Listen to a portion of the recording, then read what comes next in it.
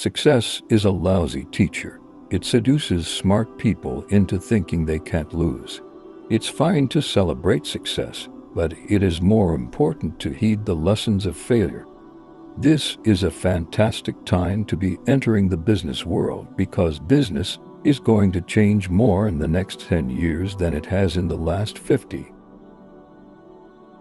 Your most unhappy customers are your greatest source of learning. Intellectual property has the shelf life of a banana. The first rule of any technology used in a business is that automation applied to an efficient operation will magnify the efficiency. The second is that automation applied to an inefficient operation will magnify the inefficiency. Everyone needs a coach. It doesn't matter whether you're a basketball player, a tennis player, a gymnast, or a bridge player. In business, the idea of measuring what you are doing, picking the measurements that count like customer satisfaction and performance, you thrive on that. Of my mental cycles, I devote maybe 10% to business thinking. Business isn't that complicated. I wouldn't want to put it on my business card. Don't compare yourself with anyone in this world. If you do so, you are insulting yourself.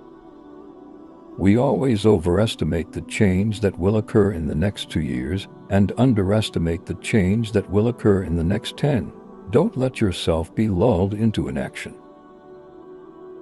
Don't make the same decision twice. Spend time and thought to make a solid decision the first time so that you don't revisit the issue unnecessarily.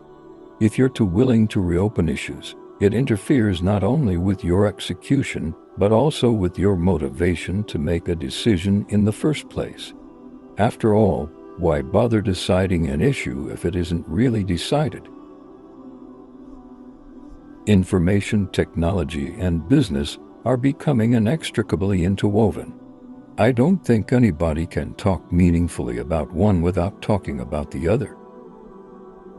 If I had to say what is the thing that I feel best about, it's being involved in this whole software revolution and what comes out of that, because you can go all over the world and go into schools and see these computers being used and go into hospitals and see them being used and see how they're tools for sharing information that hopefully leads to more peaceful conditions and just the great research advances that come out of that. If you show people the problems and you show people the solutions, they will be moved to act. Whether it's Google or Apple or free software, we've got some fantastic competitors and it keeps us on our toes. To win big, you sometimes have to take big risks.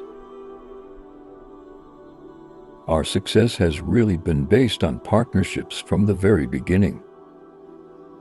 A bad strategy will fail no matter how good your information is, and lame execution will stymie a good strategy.